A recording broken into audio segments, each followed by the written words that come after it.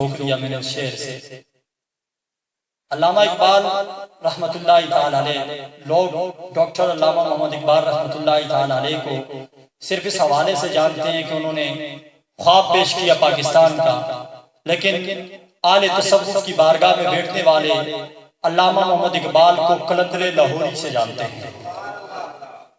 آپ فرماتے میں جب یورپ گیا تو مجھ سے یورپ والوں نے پوچھا یہ معاملہ کیا ہے کہ آپ کی تاریخ بدر سے شروع ہوتی ہے کربلا تک، ہم نے دیکھا کہ بدر میں 313,000 کے مقابلے میں اترتے ہیں، موتا میں ہم جب دیکھتے ہیں تو 3,000 2 لاکھ کے مقابلے میں اترتے ہیں، کربلا میں ہم دیکھتے ہیں 28,000 کے مقابلے میں 72 اترتے ہیں، مگر جاتے روتے ہیں یہ کون سی طاقت ہے جو مسلمانوں کو ہر میدان میں سرخرو کرتی ہے، کامیاب کرتی ہے، جرا بخشتی ہے، طاقت بخشتی ہے کہ 313,000 پہ حاوی ہوتے ہیں، صرف 7 تلواریں ہیں مگر 1000 کے مد مقابل آتے ہیں، شکستیں فاصلہ کرتے ہیں۔ ہمیں مسلمانوں کو اس طاقت کا راز بتایا جائے۔ علامہ اقبال بتاتے ہیں میں فلسفہ دیکھ کے آیا یورپ والوں کو، اگر تم مسلمانوں سے اس طاقت کو کھینچنا چاہتے ہو، اسے لینا چاہتے ہو،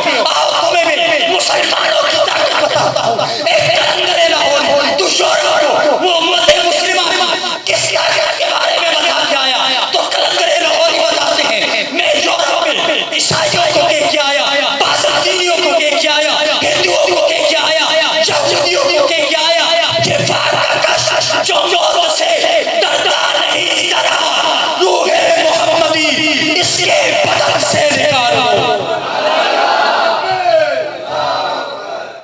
یہ فاقہ کش، یہ بھوکا، یہ پیاسا، یہ فاقہ کش جو موت سے ڈرتا نہیں ذرا، روح محمدی اس کے بدن سے نکال دو، رسول اللہ کی محبت، رسول اللہ کی الفت اس کے بدن سے نکال دو، یہ ختم ہو جائے گا، یہ مر جائے گا، اس کی طاقت ختم ہو جائے گی۔ سامعین عزیز شام، میرے مصطفیٰ کریم مکہ سے مدینہ ہجرت کر کے گئے نا، انصار صحابہ نے استقبال کیا، وہیں پہ کچھ لوگوں نے اپنے بچوں کو روکنا شروع کر دیا کہ یہاں پہ معاذ اللہ ایک دیوانہ مجنون آیا ہے جو لوگوں کو کہتا ہے میں اللہ کا نبی ہوں، مجھ پہ قرآن اللہ کی وحی اترتی ہے۔ تو ایک مائی نے اپنے بچے کو نام عبداللہ میرے مصطفیٰ کریم نے رکھا۔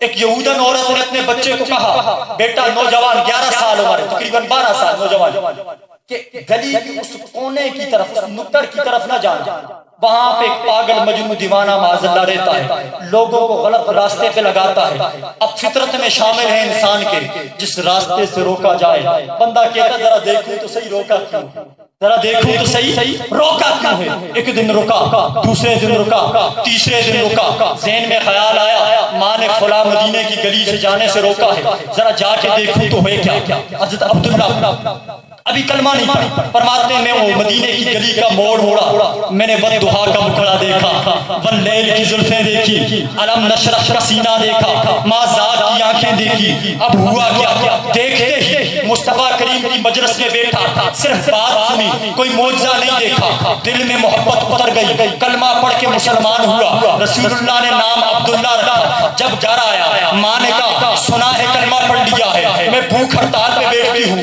میرے کچھ کھانا نہیں، میں نے کچھ پینا نہیں، مر جانا۔ ماں بھوکی رہی، صبح بھی، دوپہر کو بھی، شام کو بھی۔ اگلا دن آیا، ماں نے کہا اگر تو اس نبی کے کلمے کا انکار نہیں کرتا تو میں بھوکی رہ کے مر جاؤں گی۔ کون کہتا ہے؟ ماں کہتی ہے میں نے تجھے یتیمی میں پالا، تیرا باپ مر گیا، میں بیوہ ہو گئی، میں نے محنت مزدوری کر کے پالا، اس در رسالت کو چھوڑ دے۔ اب عبداللہ کیا کہتے ہیں؟ فواللہ اللہ کی عزت کی قسم، لو کان بِعَدَ نفس، اگر اللہ تجھے سو جانے دے، کیسے کہہ رہے ہیں لو کا در رسالت سے تعلق دے، در رسالت مضبوطی دے، در رسالت نسبت دے، لو کان بِعَدَ نفس، اے ماں اگر تجھے رب سو جانے دے، تو 100 بار زندہ ہو، 100 بار مر، بھوکی رہے، پیاسی رہے، فواللہ ما ترکت محمد، اللہ کی عزت کی قسم جس محمد کے در سے جو چھوڑا اسے کبھی نہیں چھوڑا۔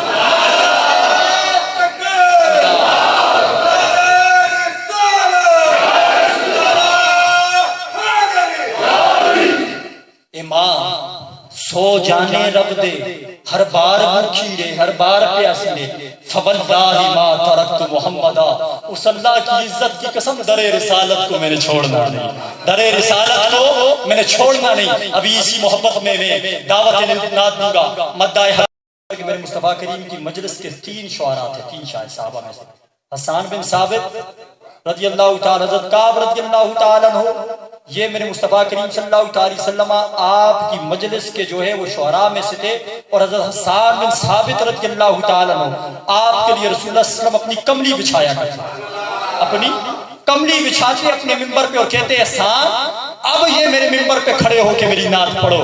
تو حسان نعت کیا پڑھتے؟ وَأَحْسَنُ مِنْكَ لَمْ تَرَ قَطُّ عَيْنِي وَأَجْمَلُ مِنْكَ لَمْ تَلِدِ النِّسَاءُ خُلِقْتَ مُبَرَّأً مِنْ كُلِّ عَيْبٍ كَأَنَّكَ قَدْ خُلِقْتَ كَمَا تَشَاءُ۔ یا رسول اللہ آپ جیسا حسین میری آنکھ نے دیکھا نہیں۔